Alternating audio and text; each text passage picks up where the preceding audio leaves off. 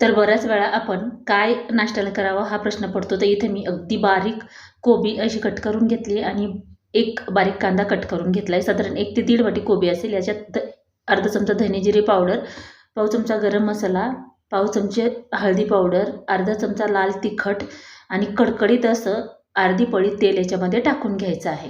आता हे टाकल्यानंतर ना ह्याला थोडंसं मिक्स करून घ्यायचं आहे, म्हणजे पराठ्यासाठी जे सारण आहे ते आपलं तयार होतं. आता कोथिंबीर टाकून घेतल्यानंतर हे बघा चमच्याने असं मिक्स करून घ्यायचं आहे आणि थोडंसं चेक करायचं आहे मीठ आणि तिखट बरोबर आहे का ते.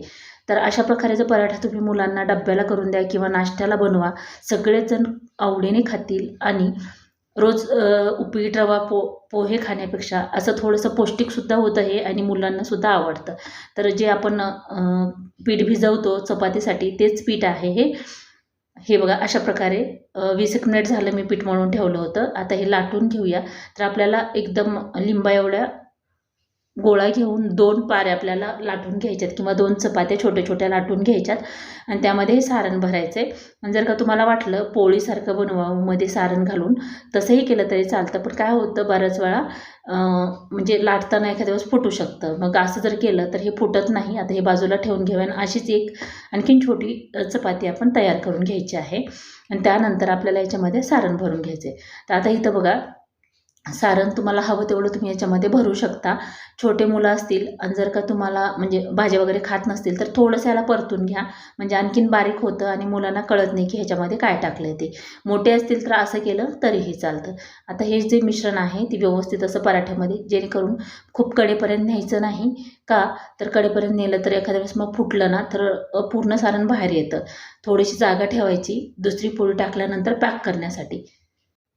तर आता ही जी दुसरी पोळी ठेवली होती ती व्यवस्थित अशी हे बघा ह्याच्यावरती ठेवून घ्यायची आणि छान असं याच्या कडा जी आहे ती पॅक करून घ्यायचं. वाटलंच तर थोडंसं हलकंसं पाण्याचं बोट फिरवायचं, म्हणजे ते निघणार नाही.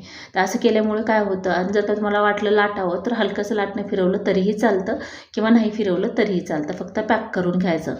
आणि जर का तुम्हाला वाटलंच फोल्ड करता येत नाही तर याचे असं 2 किंवा 4 पीसेस जरी करून मुलांच्या डब्यात दिले ना तरीही मुलं खूप आवडीने खातात. आता तवा गरम करायला ठेवला होता. आता हे पराठा याच्यावरती टाकून घ्यायचा आहे आणि थोडासा भाजल्यासारखं वाटलं की तेल सोडून घ्यायचं आणि खरपूस रंगावर येईपर्यंत आपल्याला हे छान असा भाजून घ्यायचा आहे. तर बऱ्याच वेळा छोटी मुलं असतात ते भाज्या वगैरे खात नाहीत असं, तर पराठ्यामध्ये जर भाज्या घातल्या ना तर पोषण तत्वही मिळतात आणि एनर्जी टिकून राहते मुलांना किंवा भूक जास्त लागत नाही. तर अशा प्रकारे तुम्ही बनवून डब्याला देऊ शकता. तर आजची ही रेसिपी तुम्हाला कशी वाटली ती कमेंट करून नक्की सांगा. धन्यवाद.